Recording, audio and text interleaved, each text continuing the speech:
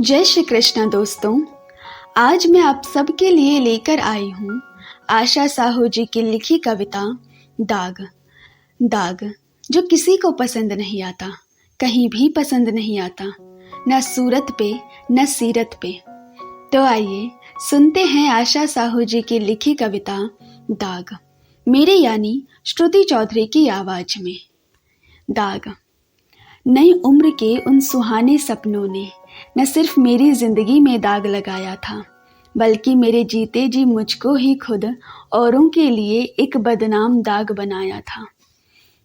छोटी थी, नादान थी मैं, जो मुझको इतना भी समझ ना आया था, जिस पर इतना भरोसा कर मैंने अपने घर वालों को ठुकराया था।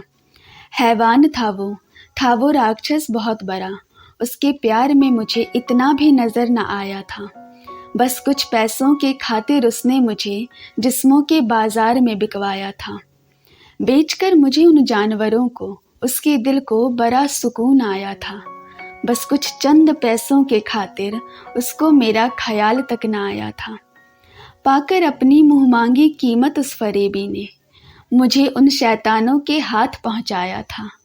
उन शैतानों ने भी मुझ पर जरा सा भी तरस ना दिखाया था। हाथ से पकड़ खींचते हुए मुझे एक कमरे में ले जाकर था बंद किया। मैंने जब उनकी बात मानने के बजाय हर बात पर अपना ऐतराज जताया था।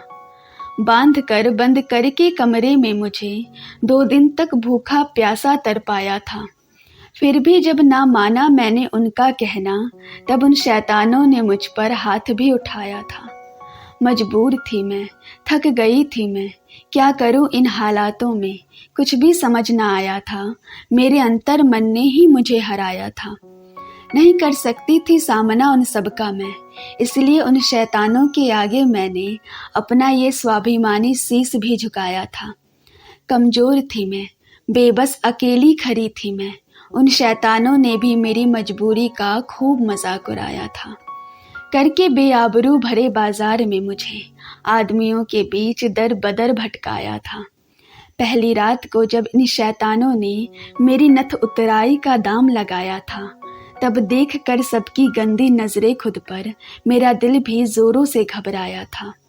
हर रात एक नए खरीदार ने मेरी इज्जत में दाग लगाया था।